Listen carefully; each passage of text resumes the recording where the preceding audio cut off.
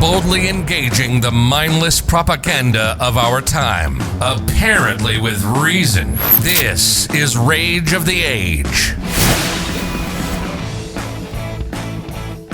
This is Rage of the Age, and I have with me a retired lieutenant colonel from the Australian Army, serving both in Iraq and Afghanistan.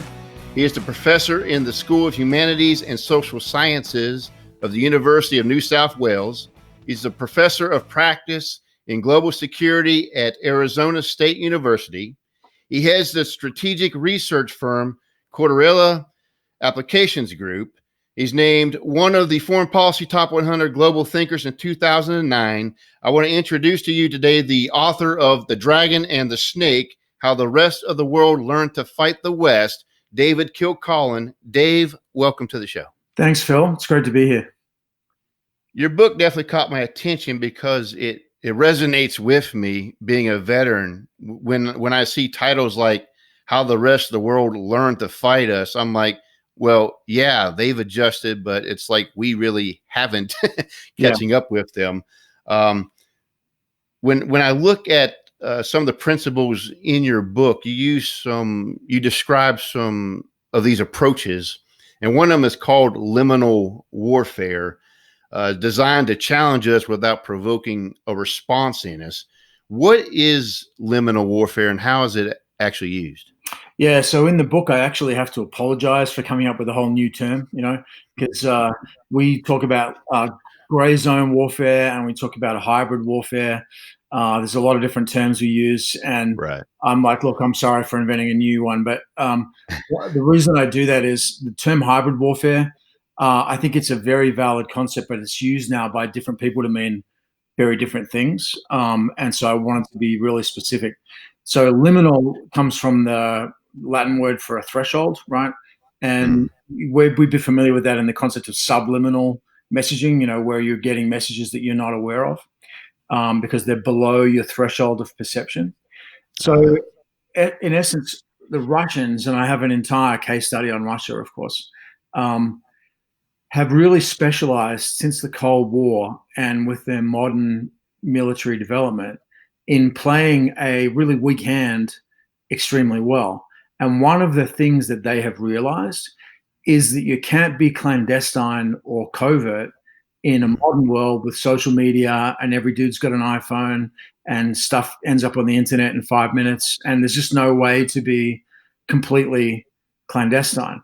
But they figured out that if you can organize your operations around maintaining ambiguity right up to the last possible second, and then launch into a rapid operation, which we'd all be familiar with in terms of speed, surprise, violence of action, achieve your objectives, and then get back down below the detection threshold before we can react, then you can achieve all kinds of things. And I liken it to in one of those Hollywood heist movies where the bad guys hit the bank vault, right? And they roll in there and they break open the bank vault and they look at the stopwatch and they go, right, the cops are going to be here in 7 minutes. So we're out of here before they arrive. That's the same kind of model, right? It's decisive shaping up front to position yourself for a rapid blow, move quickly, rapid assault, and then quickly start this political messaging and political warfare around, hey, nothing to see here. We're not looking for a fight. Try to obfuscate, create dissent within Western policymakers, and then back over the border before the tanks roll. And the classic example of that, of course, is the seizure of Crimea in 2014. But there's at least another half dozen examples of the Russians doing that in just the last 10 years. Yeah, I believe you mentioned that in your book too, Crimea. I think Ukraine you've mentioned, and there's other examples as well. And I guess it had its desired effect, didn't it? Because we realized, oh, wow, they're actually seizing this place. But our reaction was like as if they didn't do it. Right. And this is a really deliberate effort on the part of the Russians, right? So if we could maybe walk through that case in a little bit of detail. I actually spent a lot of time on the Arctic frontier of Russia. I went the entire length of the Norwegian-Russian border above the Arctic Circle by quad bike and small boat, this little Norwegian unit that runs the border. And they face off against, 20 times their numbers of Russians up in that arena. So Russians do it everywhere. They do it in the Baltic states, but the Crimea example is probably the cleanest. So basically what happens is the Yanukovych government falls in Ukraine. That night they have a meeting in the Kremlin and they decide to go in to seize Crimea. The very next day, a whole series of riots break out. Overtly, they seem to be spontaneous, but they're actually sponsored by GRU, which is Russian military intelligence, special forces operators who've been there for months. And of course, Russia's got bases in Crimea, so they don't have to travel very far outside the front gate to start creating all this stuff. Within about half a day, a political organization forms that represents these groups and calls for a humanitarian intervention by the Russian state. And they do a thing that they do many times. They play our own rules back at us and they say, this is a responsibility to protect. It's humanitarian. It's not an invasion. It is not the siege of Crimea. It's purely humanitarian.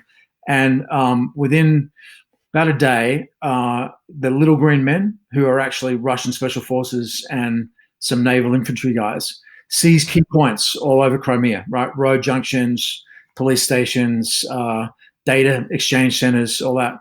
And then they roll the Marines who are in their Black Sea Fleet base in Crimea to consolidate and seize. So there's this kind of 2-day military operation where they rapidly seize the environment. Then the moment that's done, they segue to straight up political messaging. So they message the Obama administration repeatedly, hey, like we said, we're not here to annex Crimea. It's just humanitarian. No intention to stay here permanently. Just going to stabilize it and then we're going to leave. They also very quietly behind the scenes message the Germans. And this is happening in the last week of February of 2014. It's the depth of one of the coldest winters in recent memory in Europe. And they say, guys, do you really want to pick a fight with us right in the middle of winter when 80% of German households get their heating oil and gas from right? And they use that economic weapon. And what they're trying to do is create dissent among NATO partners and obfuscate. They're not trying to hide what they've done on the ground. They're trying to obfuscate, the motivation behind it and to confuse, President Obama and the cabinet and so on. And then about 3 weeks later, after messaging this kind of nothing to see here for 3 weeks, they suddenly hold a referendum. That night, they decide they announce they're annexing Crimea. The very next day, they put forward a treaty to do just that.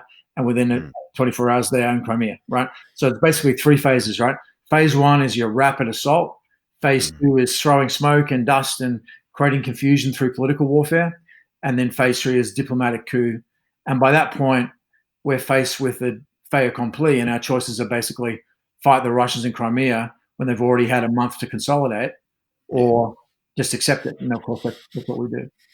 Well, I'd have to say that, from the operational perspective, I'm kind of impressed with how they pulled that off, because absolutely, even though they had, there's that perspective of where they can't keep things secret for long, just distorted until you consolidate, they still had a level of secrecy, because if they had the GRU operatives in the country undetected, and then they had this plan, I don't foresee, the Russians don't ever appeal to me as people who think on the fly. They've planned this probably for some time. They still had a level of secrecy, but they cloaked it cleverly with everything to basically disarm a reaction. Is that really their strategy? Yeah. I mean, what the Russians have calculated is that if you get into a conflict with the West and it becomes any variant of Gulf War 1991, right, the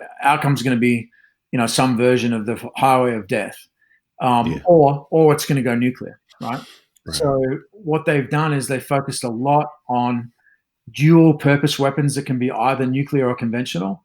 They've dotted those all over Europe and a number of other places, and they try to maintain this creative ambiguity about whether a conflict could go nuclear, and that's a way of deterring us.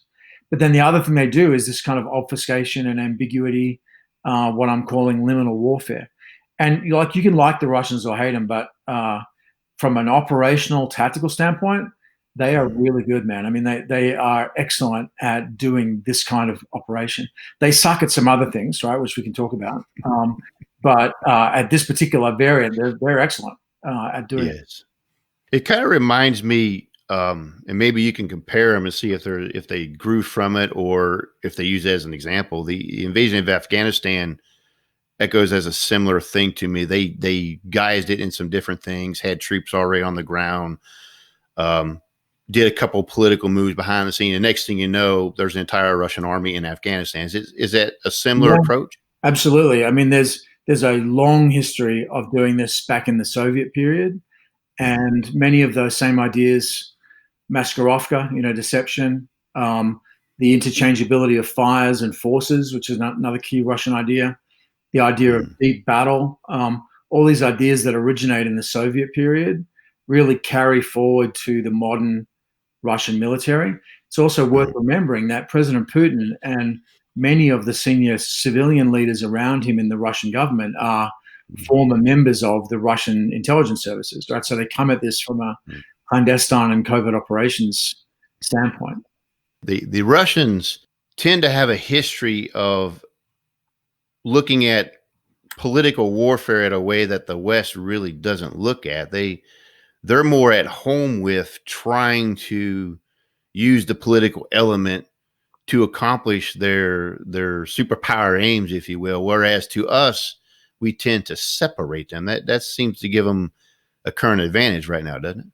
It does. I mean, I think the Russians very much are focused on limited objectives, right? I mean, they're not trying to replace the United States as a sort of dominant global power. They're trying to carve out a play space for themselves as a dominant Eurasian power. They think about themselves in a very spatial, geographical way. They tend to equate the depth of territory that they hold with the degree of security. And this is a classic land power behavior of a land state, right? One of the people I quote in the book is Keir Giles, who's a great Russia analyst from the UK. And he quotes this Russian joke where Russians say the only secure Russian border is one that has a Russian soldier standing on both sides of it, right? So they like to project out in order to do that. The other guy I look at in the book is a guy called Alexander Dugin, who's a neo-Eurasianist philosopher, who basically says, look, it's not to do with communism and capitalism. It's not to do with Trump versus Putin. It's none of that stuff. It's geopolitical. Whoever holds the heartland land power of Central Eurasia is going to be authoritarian because you have to be, or you can't hold that territory. And whoever holds the United States is going to be maritime and a trading power because that's how you survive if you're the United States. So it doesn't really have anything to do with politics. These two entities are just going to be geopolitically opposed. I don't fully agree with that argument, but it's a strong strand in Russian thinking. Didn't you at one time look at the supposed Russian collusion in the elections of 2016 as one of these liminal warfare moves in order to take action into Syria and the Ukraine? Was that one of your conclusions? Yeah. So, I mean, I've only been an American citizen since 2014.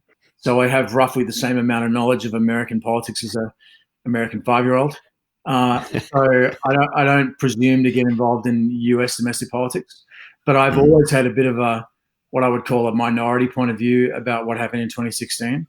There was a narrative for a long time that Russia interfered in the US election in 2016 specifically to put Trump in the White House because they saw him as a more favorable presidential candidate for them. I think history proves that if that was their intent, it was a bad idea because he's actually armed Ukraine and withdrawn from the IMF and imposed sanctions and done a whole bunch of stuff that the Obama administration didn't do. But actually, I don't think that's what happened at all. And what I do in the book is I draw, so using that Ukraine example that we just talked about, where the Russians used political warfare to create obfuscation to achieve a really short-term tactical objective on the ground in Ukraine. I think what happened here is that Russian intelligence, probably GRU, which is their military intelligence, but also potentially just patriotic hackers who were sort of volunteers to do it, Hmm. got involved in trying to create the appearance of Russian interference in the US election. And they did that to discredit whichever candidate won the election. I think they probably thought Hillary Clinton was going to win, which I know she thought, and I'm sure President Trump thought that too. And the Russians were no exception. I think they thought they'd be dealing with a Hillary Clinton administration come January of 2017.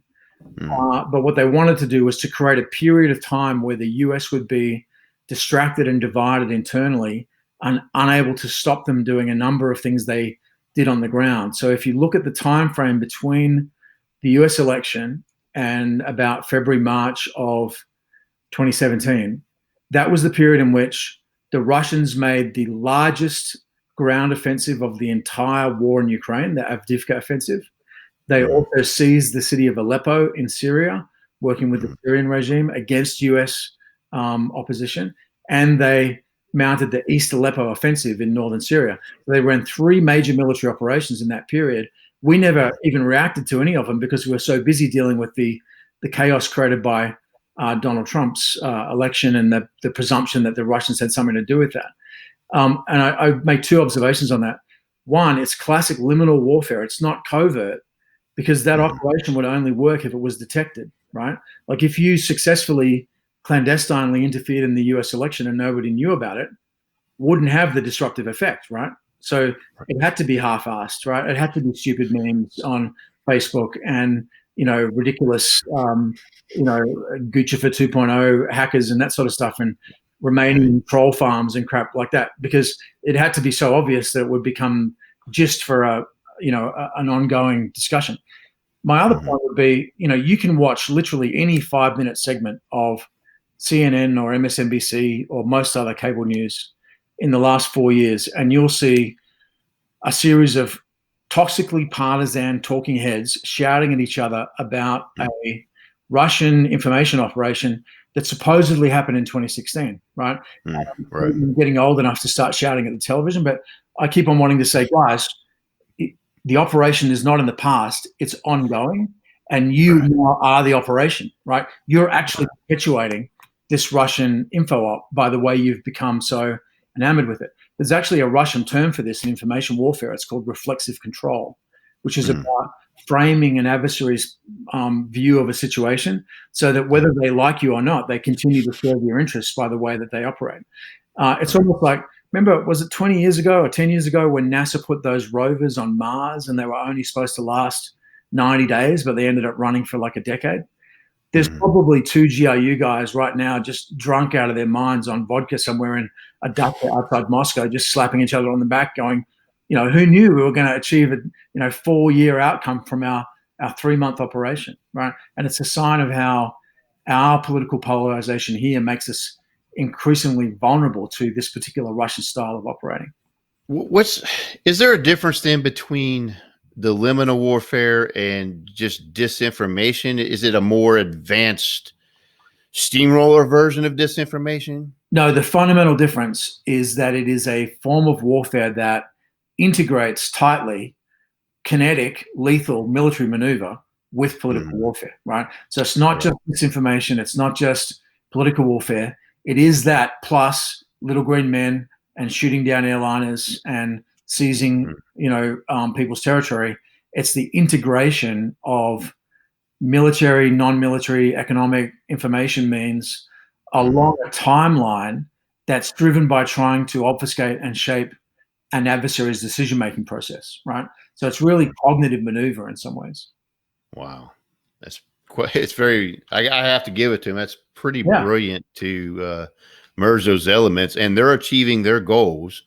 Yeah. And we're like, and half our country is still oblivious to the fact that they engineered and did it, as if it was whatever, Half of our country thinks that there's a Russian under every rock, and the other half thinks that the whole thing's fake news, right? And just there to trap President Trump.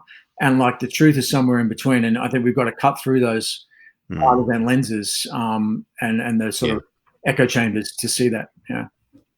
And I wonder if that's what the Russians if that was their goal to see, okay, we can probably stoke this up, we can stoke them up, and we'll just let them go at each other. Well, And while they're busy, we'll just go hit this. I mean, there's a trope in American thinking about Russian strategy, which suggests that they have this like devious, fiendish long-term planning capability, sort of Carla in Smiley's People, John le Carre novel. But actually, I think that they operate within long-term guidelines, and they do have longer-term objectives, absolutely. Yes. But they are pretty opportunistic at a tactical level. They figure out what's working and they reinforce that. They identify stuff that's not working and they stop doing it. It's what the Marine Corps or U.S. Army calls maneuver warfare, but it's applied to a much broader range than just military maneuver on the battlefield. I hope you're enjoying today's episode. If you really like Rage of the Age, we will encourage you to leave a review on the platform that you're listening to. But especially if you would like a copy of my book, Not in the Wind, Earthquake, or Fire, which is a first-hand account of my second deployment to Iraq, and it's filled with many spiritual insights. I'm going to give away 10 copies for free, and every week I will give out a copy for someone who leaves a review of this podcast. You can do that by going to Twitter, write your review, and then hashtag it Rage of the Age Now. Or you can go to Facebook, find our page, Rage of the Age, click the reviews, recommend us, and then write in your review. I hope next week to give away a copy of Not in the Wind, Earthquake, or Fire to someone who leaves a review. You're listening to Rage of the Age. Rage of the Age. Politics, religion, economics, and history with a conservative bend. Another concept you talk about in your book is called conceptual warfare or conceptual envelopment. Yeah. What is that specifically? Yeah. So this is about the Chinese, right? So the book is it's a book about military adaptation, right? So I spend a lot of the book talking about how militaries adapt and how people learn. The most important element of the book's title is actually that word how, right? How the rest learn to fight us. And I'm really interested in processes by which people evolved. And in the Russian case, you can think about what they're doing as kind of a vertical maneuver. They're going up and down in terms of their signature to make themselves undetectable. What the Chinese are doing is something very different. It's a horizontal maneuver. So China was absolutely shocked by the 1991 Gulf War, right? And you have to understand Chinese thinking throughout most of the 1990s by reference to that fact. They had just armed and trained and supported the Iranians in the Iran-Iraq war, and Saddam had just kicked the Iranians' ass, and then we kicked Saddam's ass in less than 100 hours, and the outcome was the, Battle of 73 Easting and the Highway of Death. And they were like, we're like 2 turns behind the adaptation threshold because we're not keeping up here, because we're not, the guys we trained defeated in a week by the Americans. So they spend a lot of time in the 1990s thinking about that. At the end of the 1990s, 2 Chinese senior colonels, so like junior brigadier generals, one from the Air Force, one from the ground forces, a guy called Xiao Liang, Air Force guy, and Wang Xiangshui, write a book called Unrestricted Warfare. The Chinese title is actually better. It's Warfare Beyond Rules. And their argument is that the US has become uniquely and unprecedentedly dominant in one extremely narrowly defined, hyper-conventional form of force-on-force battlefield conventional combat. And that we have now tended to redefine warfare around the kind of war that we are good at. And they point out a number of weaknesses in that. One of them is that we're very casualty averse, according to them. Another is that our way of war is incredibly expensive. They liken it at one point to shooting birds with golden bullets. They're like, it's ridiculous. I mean, only the Americans could come up with some ridiculously expensive form of warfare like this. This is their argument. But the other thing, which is, I think, their key insight, is we have defined warfare so narrowly that we've actually forgotten that there's a whole realm of conflict and war that lies outside our very conveniently narrow definition. And what they try to do is broaden the definition of war well outside how we think about conflict. So they include economic warfare, strategic real estate acquisitions, drug warfare, control of pharmaceuticals, manipulation of supply chains. They even talk about things like creating artificial earthquakes and hurricanes. They talk about all kinds of things, and they categorize these as non-war military operations or trans-military war operations, right? And they're talking about getting outside our definition of war. And what I suggest in the book is that, they've been very successful at that, and I have a number of examples. Obviously, in the middle of the coronavirus pandemic, it's a lot easier to explain than it was, a few months ago, that a lot of what the Chinese have done is they see it as a part of a broader warfighting strategy. But the other element here is that when an adversary has a much broader definition of warfare than we do, we can be enveloped conceptually, right? They come around our flanks. And as a result of that, two really bad things can happen. Actually, three really bad things can happen.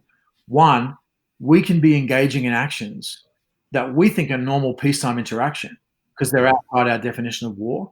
But an adversary with a much wider definition can see those as acts of war and respond accordingly. So trade wars and tariff fights, which we consider to be just normal peacetime interaction, unpleasant, but just part of normal peacetime, that's part of the Chinese concept of war, right? So that's seen by them in some ways as an act of war. The other problem that can happen is that the adversary can be engaging in what they think is warfare against us, but we don't realize it because our definition is so narrow that we don't interpret what they're doing as an act of war. So manipulating pharmaceutical supply chains or, fentanyl smuggling, opioid crisis. These are things that we don't consider to be warfare. And even if we did, it's not clear that the Pentagon would have any kind of how to deal with them, right? We're just not structured for that. And that's not an accident. That's deliberate, right? They've figured out ways to compete with the US that don't trigger our conventional military superiority.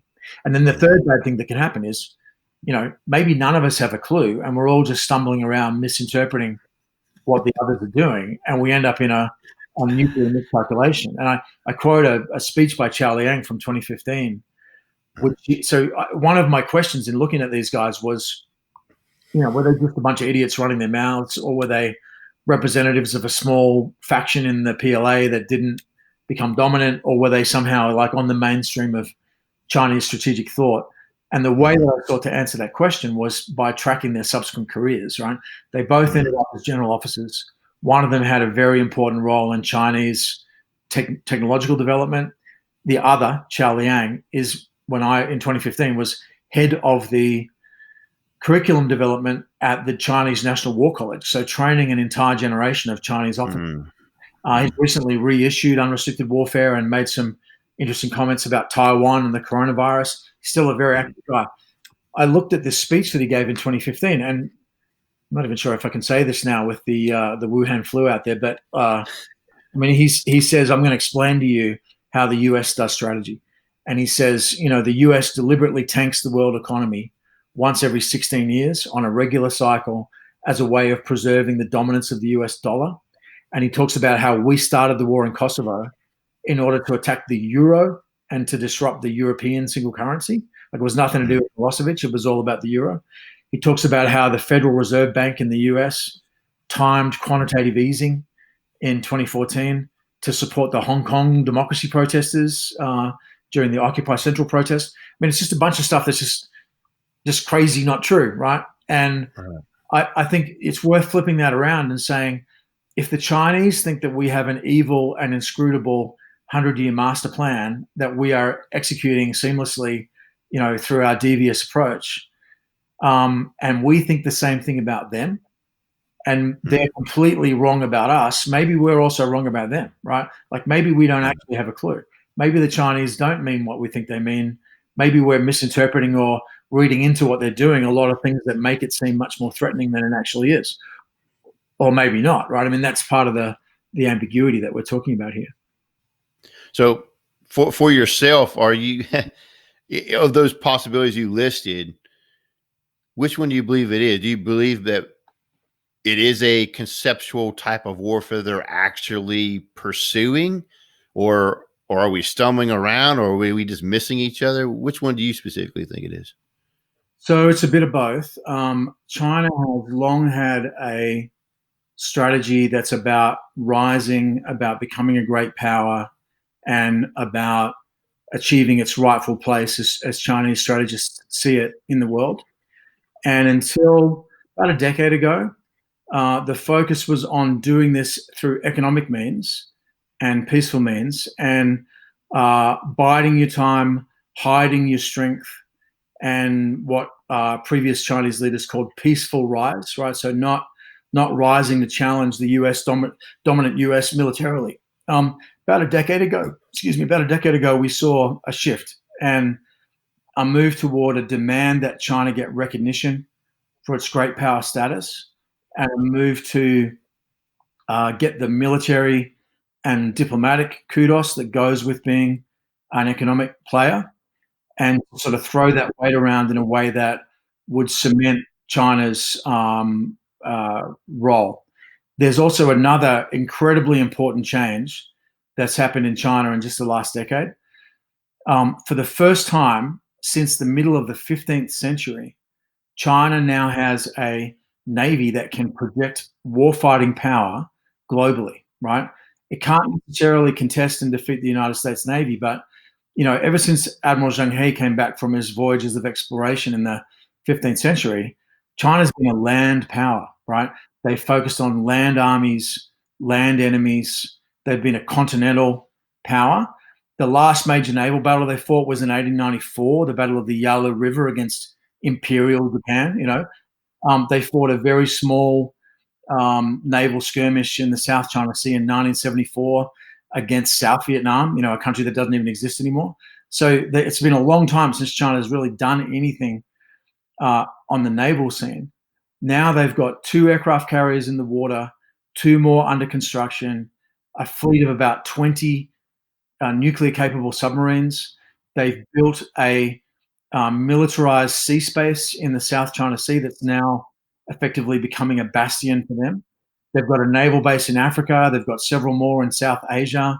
They own the port of Darwin in Australia and the port of Piraeus in Greece, both of which are US military bases. They've really become a global player in the maritime space in a way they haven't been for 5 centuries. And that's fundamentally transformative. So, I think Chinese leaders have always wanted to be great, and China has always seen itself as a great power with the right to be treated as such.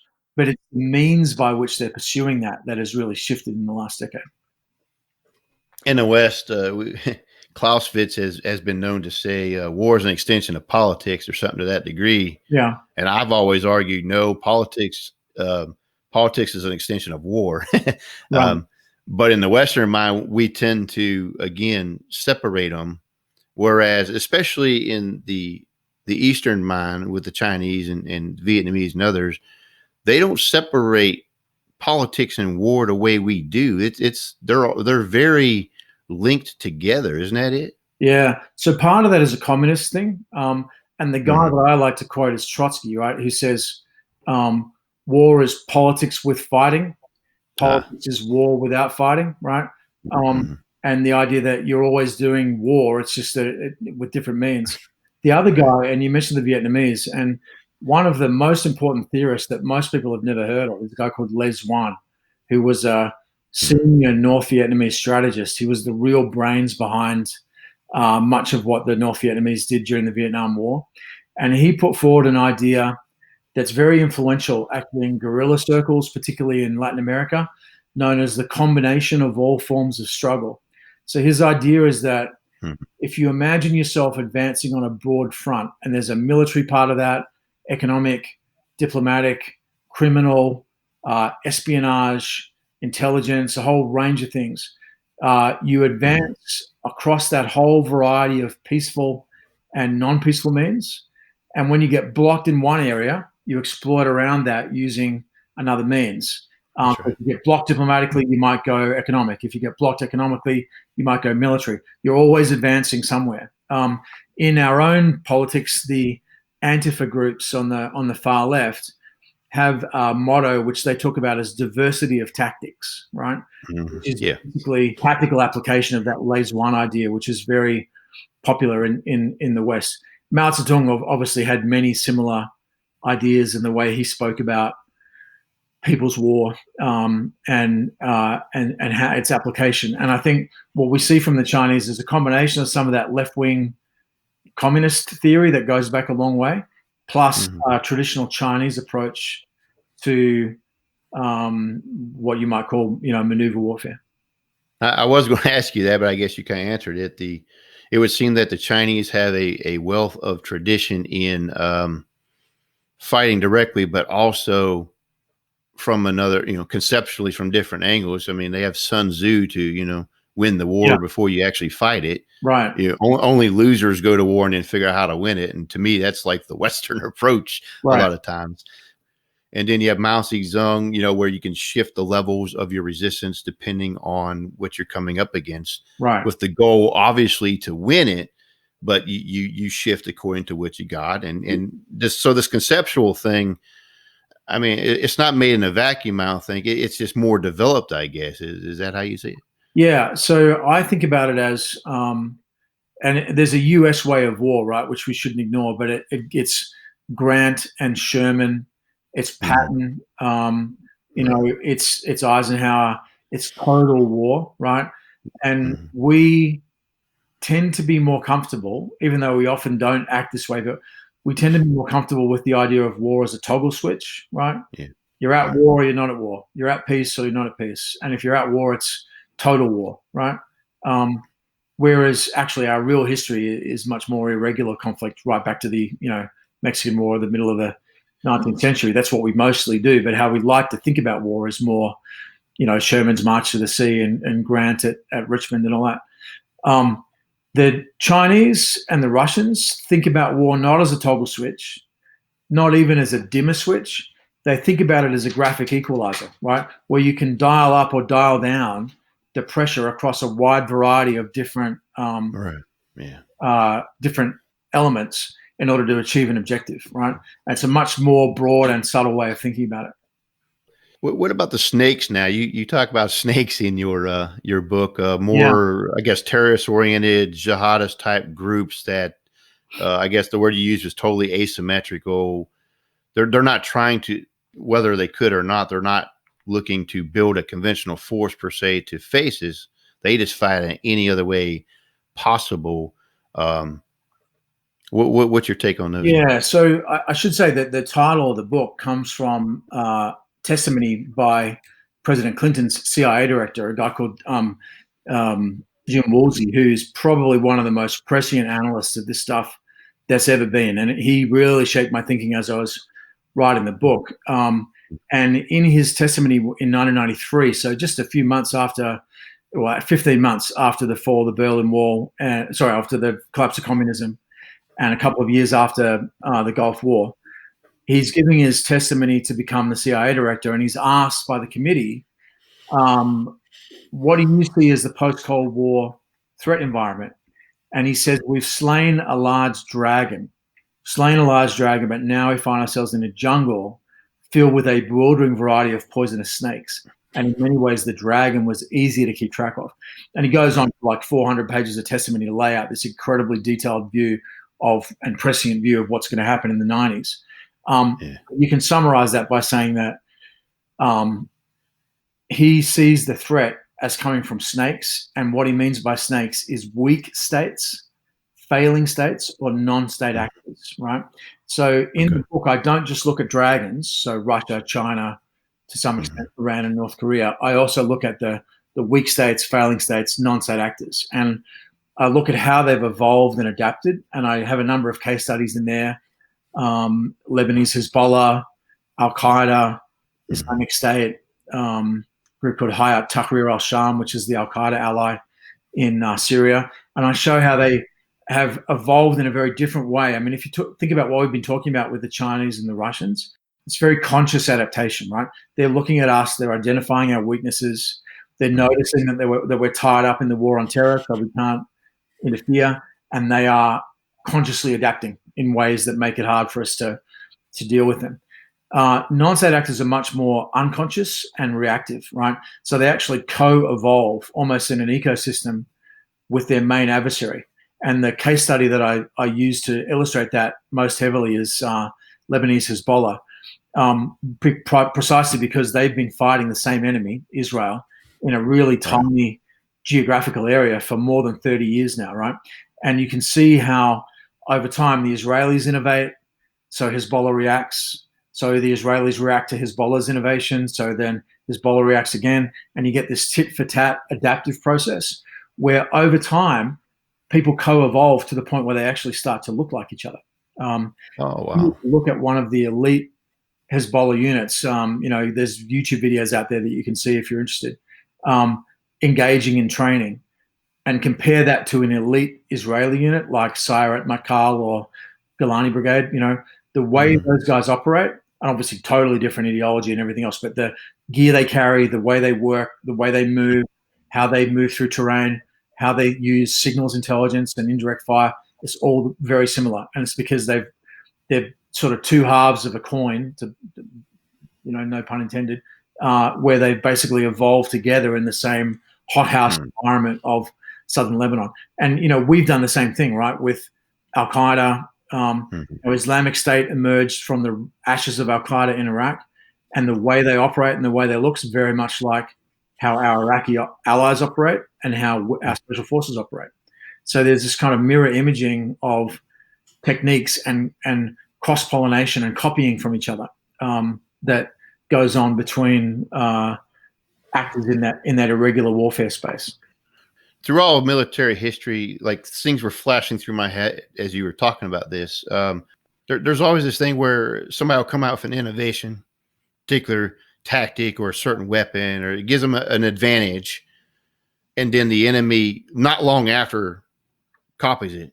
Yeah, and then vice versa. And there's always that cause and effect of adapting to your enemy. Yeah, is this different from normal military history? Is this like a totally new strategy that you're seeing? Or I would say it's not new. I'd say it's probably the oldest form of this kind of stuff.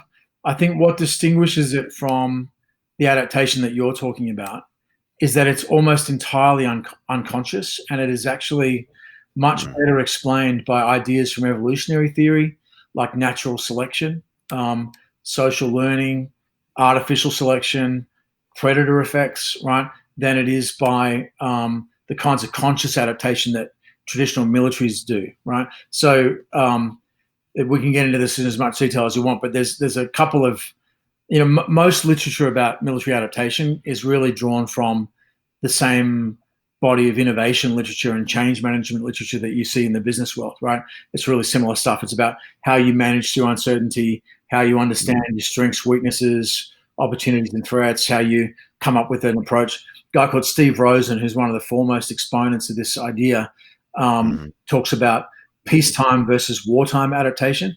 And he talks about how in peacetime, you're concept-led, you're capability-based, you scan the environment, you see what you need to do different, and you come up with gaps, and you seek to fill those gaps. And that's how a conventional military adapts. In wartime, using the evolutionary example, you may get into a tit-for-tat co-evolution with your main adversary. But there are other people, a guy called Dominic Johnson at Oxford, for example, a guy who's unfortunately dead now by the name of Rafe Sagarin, and others who've come from the world of evolutionary biology into counterterrorism, and how looking at this in a totally different way as effects of what are called blind variation and selective retention, which is the building blocks of evolution, right, of natural selection. And their argument is, like, without any conscious thought, just as a reaction to the fitness landscape, right, the environment that we've created that punishes some kind of behaviors and rewards others, people gradually aggregate and coalesce towards better ways of working, because the ways that work are survivable and the ways that don't work get you killed, right? Now, I know you're a combat veteran too, and when I was in Iraq, we used to joke about, combat Darwinism, right? Where, the weak and stupid get killed and the lucky and smart survive. And it's more than that, but it builds on that basic idea that it isn't just like, there's not a bunch of like Hezbollah maybe Hezbollah is an exception. There's not a bunch of Islamic State future warfare analysts sitting around doing a capability gap analysis, right? It's much more subconscious and adaptive, but that makes it faster and much more organic and much better suited in some ways to dealing with an adversary like us, right? When I was working in Afghanistan, we used to regularly find downloaded and printed out copies of our counterinsurgency manual, right, which we very helpfully published, right, so the Taliban could read it. They don't have a doctrine, right? They make it up as they go along, but they do it in response to stimuli that are, very strong because they're in a adapt or die environment. That makes sense. I want to hit you one final question there, Dave. Being on the inside of the mindset of Western forces and in the study of it through the history, our adapt or die is very small in comparison to these groups. Well, and even the emerging superpowers of Russia and China. I mean, in the West, it's almost like we don't want to believe there's any other superpowers anymore. There's just the one, but they're trying to become that, and it's almost like we're in this fairy tale land of, well, there'll no longer be competing superpowers, but it's there. And our wanting to adapt is so slow compared to the enemy that's like constantly going, like you said, to adapt to survive. Yeah. What I don't even know how to ask this. In the West, I mean, obviously you want to get this information out there so that we can, start to tangle with this. What can we do? Do you see the Pentagon shifting on this? Can our political leadership handle this, or what do we have to go through to stand up to this? We were talking earlier about reflexive control and political warfare and liminal warfare. It's worth noting that one of the elements of both Russian and Chinese strategy is actually to keep us focused on conventional war, right? And on that shiny object, so that we're not thinking about other stuff. In the last chapter of the book, I basically come up with three COAs, three courses of action that we might adopt. To be honest, I don't really like any of them, but one of them I hate a lot less than the other two. So my three are double down, right? So just keep doing what we're doing, just do it harder. So spend more money, get more shit, build more tanks. And I argue that's not going to work, because if your adversary is already adapted to the point where they've invalidated a lot of that, then doing it harder is not going to help. The other one is what I call embracing the suck, right? So just basically saying, look, we're going to decline to the extent that we're an empire or a great power.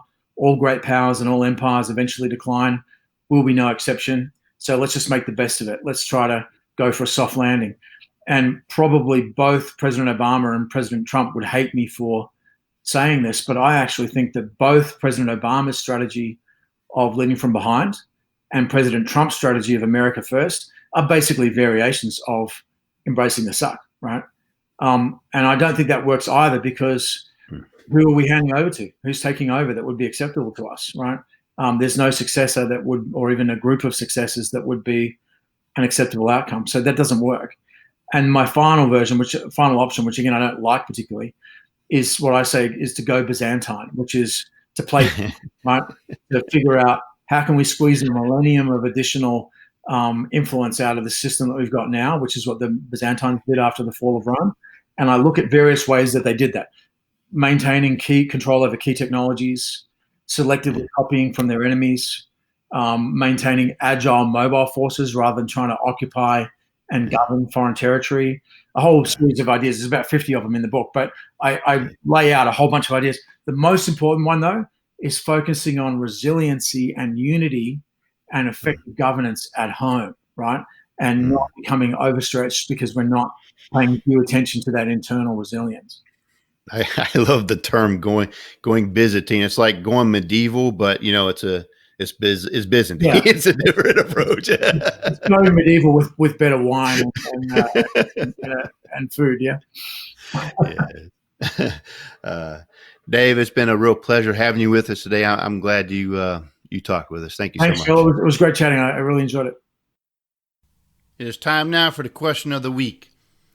And this week I want to ask this particular question: which political party do you believe can best defend the United States of America? This question will be posted on Twitter at Rage of the Age Now, and it will be posted on the Facebook page Rage of the Age on Facebook. You can find that question on either platform you desire and answer that question, and next week I will bring up some of the comments that have responded to that question. Again, the question of the week is, which political party can best defend the United States? You're listening to Rage of the Age. Rage of the Age. Politics, religion, economics, and history with a conservative bend. And now I welcome you to the essay segment. In today's segment, I want to talk about some things that are pretty related to some degree in the interview that we had today with David Kilcullen in his book, The Dragons and the Snakes, How the Rest of the World Learned to Fight the West. The things I want to point out in relation to the things we discussed is the ideas that we have in the United States and how they are very faulty and can set us up for some real failure in the future if we really don't pay attention to what's going on around us in the world. And I first want to point out the notion that I had mentioned earlier in the interview with Dave, that it's almost as if the United States is living in this tranquil daydream that we are the only superpower left on the planet, that there are none even trying to get to that status, and that there's no real competition between superpowers anymore. It's almost as if we had forgotten the tension of the Cold War, but yet those who were on what we would consider the losing side of the Cold War, the communist parties, they are still living in that tension. And even though Russia is no longer considered a communist country, the fact they are interacting with us still as the superpower who helped bring down a form of their government over a long haul during a Cold War has made them long to be more savvy in how they deal with us on the international scene. China is in a similar state where we put them in check when North Korea invaded South Korea. We intervened militarily. In fact, that's one of the few times where the UN actually did its job, mobilized the nations of the world to kick out an aggressor. I can't think of very many other examples of that, because usually the UN will complain, pass a couple resolutions, and then basically the nations that are for the aggression ignore it. Those who are against it want action to be done, and have a good time getting something done by them.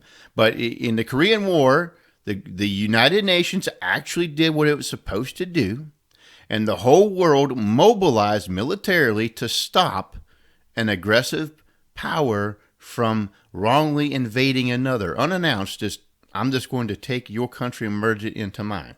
Now, in that time, of course, the communist nations thought it was an outrage. How come you wouldn't let our guy absorb the other power? They're communist. Obviously, they're right.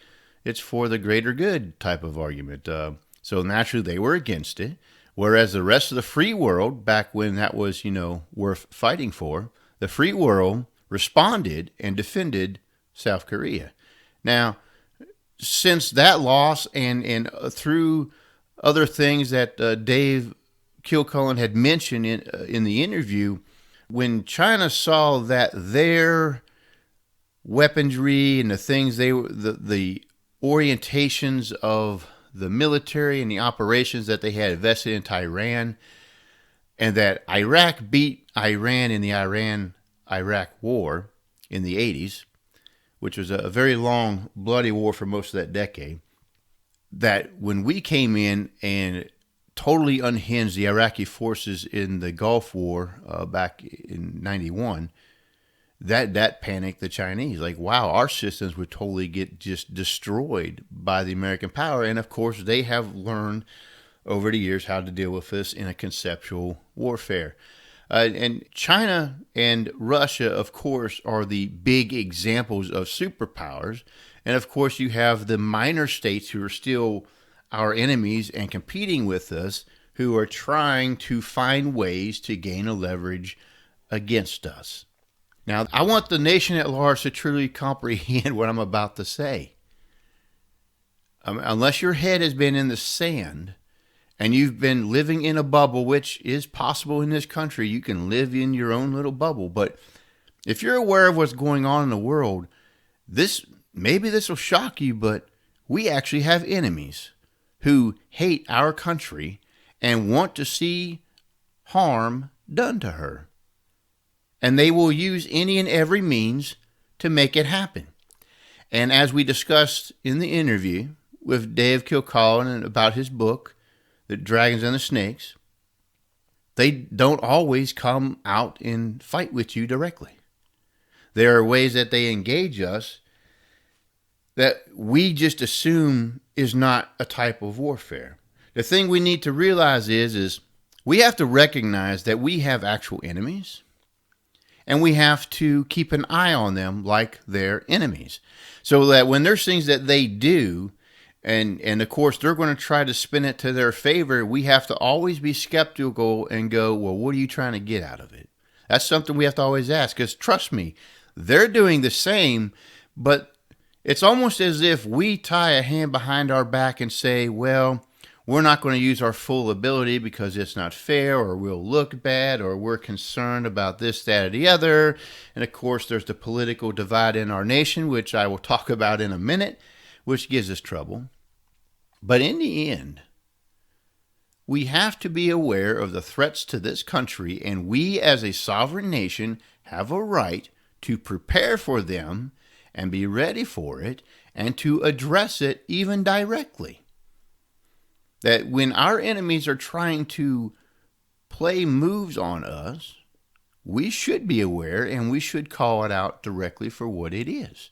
It doesn't mean we have to go from off to on switch, total war all the time, just as Dave said. That's the Western mentality of warfare, that either it's peace or it's war. But for most of the world, it's a variation of a level of war. It seems peaceful, but really they're just waiting for the time that they can knock it up a notch. I mean, if you look at the state of affairs in the Middle East, or in Israel, in the nations surrounding Israel, you could say technically now it's a time of peace, but there are many over there that they're just at a certain level of war waiting to bring it up a notch so that they can have a more full-fledged capability for their ultimate goal of eliminating an entire nation and people called Israel who are living there. They won't accept Israel. They won't accept that it exists there, and their whole passion is its destruction. They can't do it now, but that don't mean they're not working towards that goal. Never ceasing, always trying to find a way to escalate things to their final joyous goal that they have, the elimination of an entire people and country. And yet the United Nations isn't upheld by this. There are some in this country that I think are deceived, that think that, Israel is this great oppressor over there, when they're the ones who are fighting for their lives. When they're the ones who are trying to build a solid democracy in a place where others don't value those institutions like we in the States do. I would hope we don't value anti-Semitism, but over there it is a real and heavy thing. But when you put this in reference to us, the United States, I believe there are many in our country who actually believe and act as if we have no enemies in the world. And then there is this foolish naivete going on that if we're just nice to everybody, then they'll like us and not be our enemies. That is got to be one of the dumbest ideas you can ever embrace. We have probably been the most benevolent nation of written human history. In fact, if ever a country was going to be conquered, the best people you can have do that is the United States. Because we don't go and occupy and take your land and say it's now ours and we make you second-class citizens. We expend our treasury to try to make you better. And there's times where we fail in doing that, but you don't see any other power in the history of the world doing that. It was always to exploit who you invaded. The United States does not do that. We expend massive amounts of treasure, sweat, and blood trying to rebuild the nations we messed up in our invasions, trying to kickstart their economies, trying to have good relationships with them, and to give them back their own government so that they may rule themselves. No one else does this, my friends. No one. To complain about our imperialism has got to be the dumbest thing that has been going on for quite some time. Our imperialism, if it must be called that, is nothing compared to real imperialism. And it's nothing compared to the imperialism of the communist parties, which for some reason, those who want to point out the imperialism of the United States are apparently blind when a communist country does the same. So we have to understand that there are powers out there. Some are nation states, some are non-state entities, which are organized for the sole purpose of just coming after us, and they are a real, deliberate enemy. That we have the safety and security to the point where we can act as if there are no enemies, is a real blessing. It's almost a debilitating blessing in believing that there are no people out there who are working actively against us, but there are many who do. How shall we respond? What shall we do? There are those who want to do nothing. There are those who want to blame us for the problem. And you know what that does? Nothing. That doesn't solve the issue. That's still, our enemies are not going to go, oh, you acknowledge you're bad. Well, we'll cease being your enemy now. I'm sorry. They hate us for far more reason than whether we act good or bad. Some it's out of envy and hatred for simply because of what we have. Others hate us for what they see as a very faulty and defiled morality, of which a lot of it I might not disagree with them on. But they hate us just for that, because of what we look like as a people and how we live. That even if we are nice, it does not erase what they see as vile in how we live and the things that we do. There are those who hate us because they just see us as a competitor, and they want to outcompete us. And they want to be the top dog, and they know that, we may be in the way of accomplishing that. There are so many political factors tied into this element. You cannot simplify it to simply, well, be nice to them, they'll be nice to you. That's just being naive. But now I wonder about the state of the nation of the United States itself to contain itself.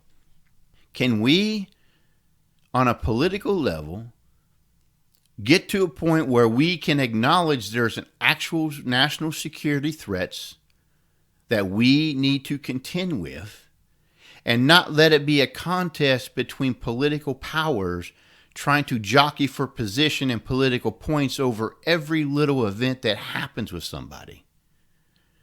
This really infuriates me, honestly. And I'm going to try to be calm in how I bring this up, because I want you to hear just the points I'm making, not just how I feel about it. I want you to understand what I'm saying, please. I remember being in the Triangle of Death in Iraq, and it was called the Triangle of Death for a reason. In fact, the Iraqis were calling it the graveyard of the Americans. And while we were there was a concerted effort by a large amount of the media companies to paint this whole episode of going over there as a quagmire, because, they naturally wanted to tie it in how it looked to Vietnam. They were going on and on about we weren't accomplishing anything. Nothing was happening. They're painting the doom and gloom picture. And the only reason they did it, and of course this is my opinion, the only reason they did it is because of who the president was. At that time, it was George Bush Jr. who was the president.